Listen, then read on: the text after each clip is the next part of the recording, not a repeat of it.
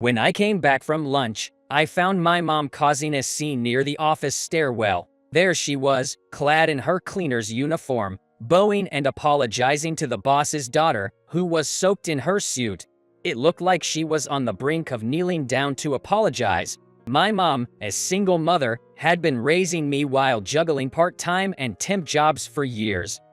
To make her life easier, I hustled to find a job and managed to land a full-time position at a well-known, leading company in the industry. Now that I could earn my own money, I wanted my mom, who had struggled so much, to quit her job and take it easy. However, even though I was an employee at a large corporation, my salary wasn't so high because of my career. You have to pay off your college loans, right? If I quit my job, we'd be living hand to mouth just like we used to. With that said, my mother continued to work after I entered the workforce. Then, about 2 years later, she started working as a cleaner at my company. After her temp contract ended, she had applied for a cleaner position that was open, and coincidentally, she was assigned to work at my company. Both of us were surprised at first, but now we're used to seeing each other's faces at work. My colleagues know that the cleaner lady is my mom, and they greet her whenever they pass by her in the hallway. There are so many good people at your company, She happily said when she first started working there. Despite how cheerful she seemed at work, now she was bowing and apologizing to the president's daughter, whom I'll call Sarah, on the stairwell landing. How are you going to fix it? This is an important suit. Now it's all dirty. Exclaimed Sarah, whose custom-fitted tailored suit was thoroughly wetted. On the floor, the buckets were scattered and water was floating just like a pool filled with trash. It seems my mom had accidentally splashed Sarah with the dirty water in the bucket. Sarah, the company president's daughter, joined the company a year after me, and everyone handled her delicately and cautiously. I haven't personally met Sarah, but I've heard she's a down-to-earth, well-mannered woman, despite being the boss's daughter. However, people don't know how to interact with her because she's the president's daughter. Thanks to that, she's a bit of an outsider in the company. And now, she was lashing out at my mom, the apologetic cleaner, with her shrill, piercing voice. I'll have the management company fire you. I'm deeply sorry. My mom replied. In a panic, I rushed over to help my mom, bowing alongside her. I am extremely sorry. What? Who are you? I replied without raising my head. This woman is my mom. I'm really, really sorry for what she's done. We'll cover the dry cleaning costs, so please, can you not fire her? I don't need your money for dry cleaning. But please accept it. I pulled out some cash from my wallet. At that moment, Sarah looked at me with a puzzled expression. Ignoring her reaction, I pulled out some cash and offered it to her. On my face, there was a turbo burn scar. When I was a kid, I accidentally knocked over a kettle boiling on the stove and got scalded by the hot water. She must have noticed the burn skin on my face. That's why she looked puzzled. Sarah didn't take the money, but just stared at my face surprisingly. Then suddenly turned around and walked away without saying anything. Wait, please. If you don't want money for the dry cleaning, at least let me give you a handkerchief. I chased after Sarah, figuring it must be uncomfortable for her to stay wet. I offered her my handkerchief. However, she didn't even glance at me. I'm fine, she said in a curt tone before walking down the hallway. I messed up. I stood frozen. It seemed like I had made her really angry. My mom looked disappointed and shrugged her shoulders. I'm sorry. It's all because I wasn't careful. She's the boss's daughter, isn't she? I'm sorry if I've made things difficult for you at work because of me. It's okay, Mom. Don't worry about it. I couldn't really believe it was okay, but I didn't want to see her upset anymore, so it was all I could say. I worked the rest of the day with a heavy heart. Treading on thin ice with the boss's daughter, I feared an imminent cautionary note. Word of the incident had already circulated throughout the entire company. Because of the burns on my face, I was easily remembered by people who did not know me, and the next day I was already famous within the company as the person who had upset Sarah. Moreover, my colleagues, who didn't want to offend the boss or his daughter, started to avoid me. I let out a small sigh. It was just as my mom had worried. I started to feel really uncomfortable at the office. 2 weeks after the water incident, I was finally called into the boss's office. On the way there, I ran into my mom, who was also dressed as a cleaner. It seemed that she had also been summoned at the same time. There was no doubt in my mind that this was about the water incident. Will I be scolded? Will I be given a pay cut? Or worse, fired?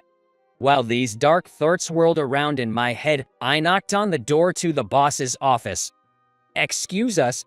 When I entered the room, there were the boss and his daughter Sarah, just as I had thought.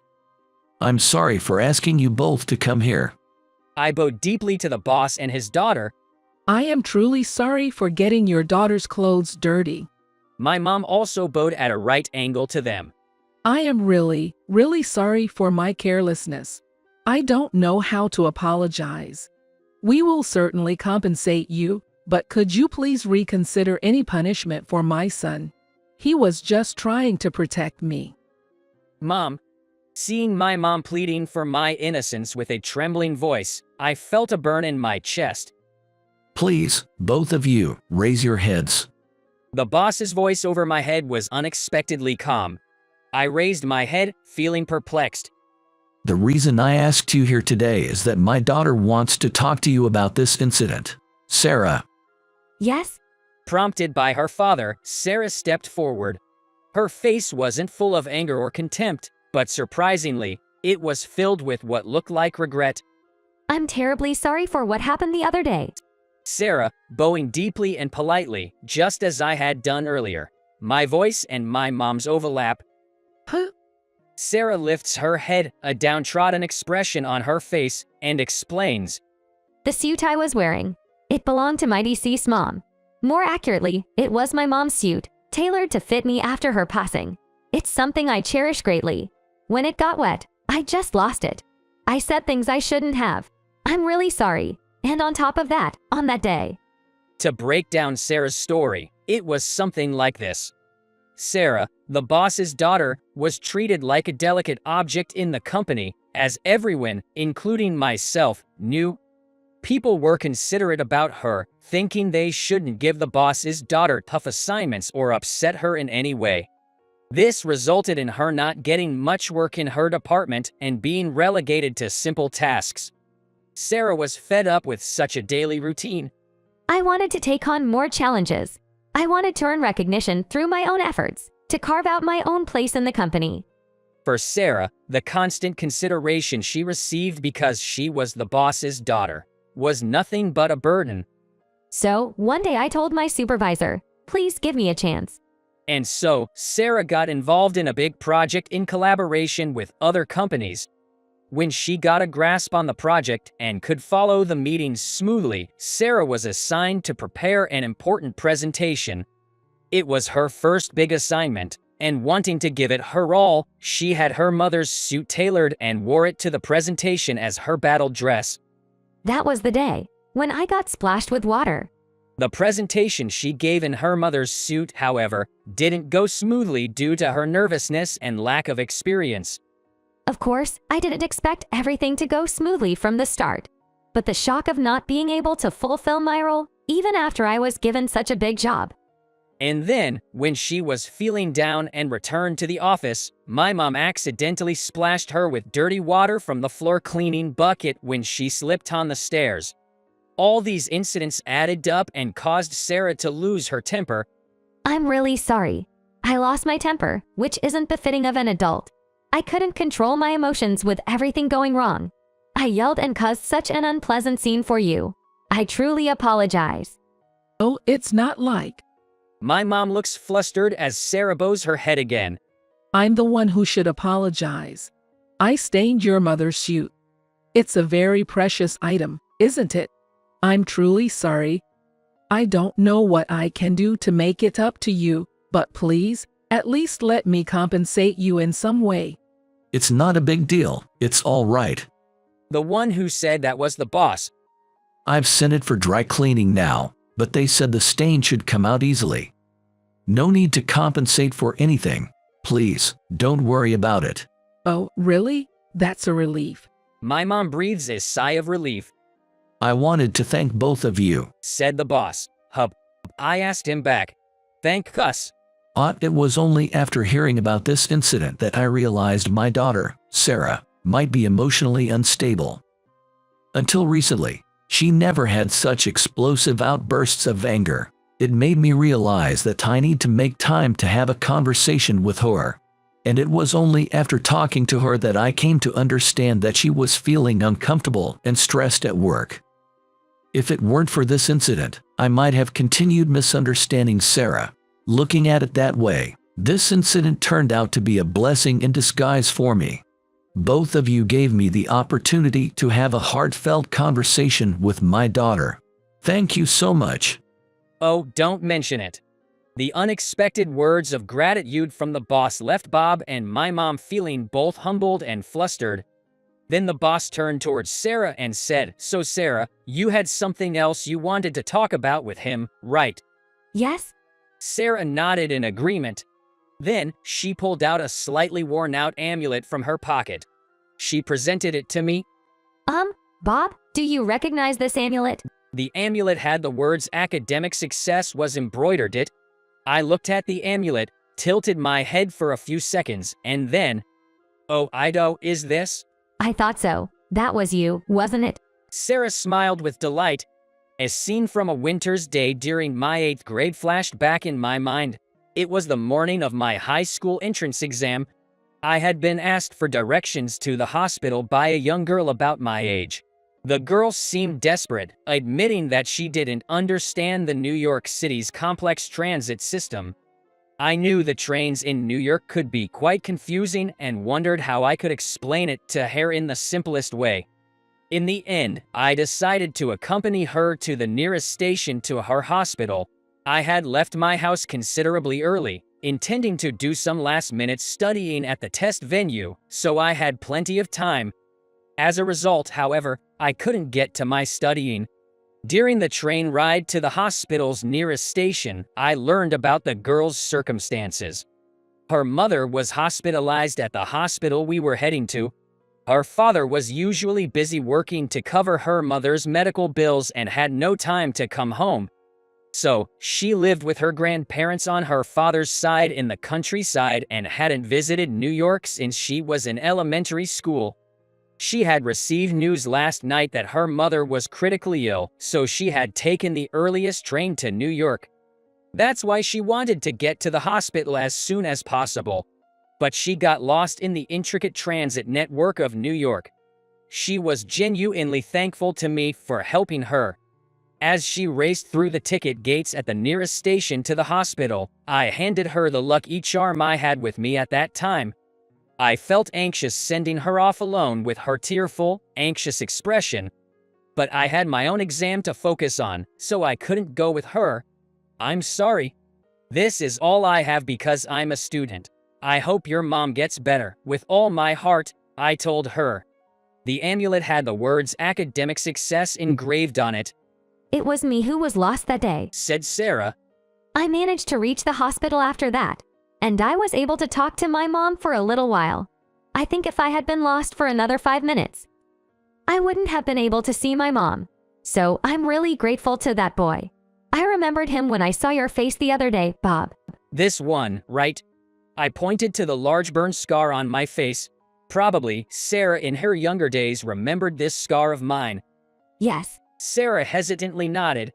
If Bob was that boy, I feel like I've returned kindness with ingratitude. I wanted to make sure. Again, thank you so much for that time. And I'm truly sorry for yelling at your mom the other day. Please allow me to express my gratitude and apology too, added the boss after Sarah. Thank you for letting my wife and daughter meet at the end. And my daughter was very rude the other day. Both the boss and Sarah bowed their heads to me. Please lift your heads, President. And you too, Sarah. The boss lifted his head and then turned to my mom. "Ma'am, you have a wonderful son." Oh, that's... Don't be modest. and you yourself have become somewhat of a reputation in our company. Yeah? There's this cleaner who greets everyone very warmly. They say when you're greeted with a smile by that person, even if you're down at work, you feel more positive. I've been hearing such stories lately.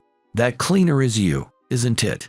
That's I thought that might be true on behalf of my mom, who humbly fell silent. I've heard from my colleagues a few times, Mrs. Roberts, who does the cleaning, is really nice. Thanks to your diligent cleaning and warm greetings, I feel like the atmosphere of the company is gradually becoming cleaner. Somehow, that's the sense I'm getting. You must have a good fit with our company culture and with our employees. well, thank you. I have a proposal. Would you consider working for us? Excuse me. Right now, you're being dispatched from another cleaning management company to work here, right? How about we switch to directly employing you? You might have to do some administrative work, but it would make your employment more stable. Of course, only if you're okay with it. My mom and I exchanged surprised looks. Could such a thing happen? With a look of disbelief, my mom asked, "Are you sure?" Absolutely. I believe you'll become a great source of positivity for the company. From that day, the transfer process for my mom went smoothly, and a few days later, she became an employee working at the same company as of me. Since we work in different departments, I don't know the specificities, but apparently, my mom had worked in office work as a temp in the past, and she was able to learn her new job surprisingly quickly. She's also getting along with the other employees, and now even goes out to lunch with Sarah from time to time.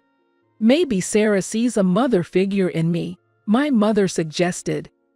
As for Sarah, she's been getting more work recently and has begun to demonstrate her abilities, much like my father.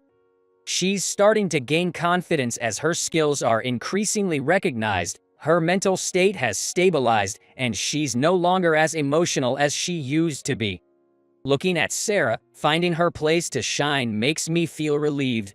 I need to work hard too, so I don't fall behind my mom and Sarah. Inspired by them, I started my workday with renewed energy.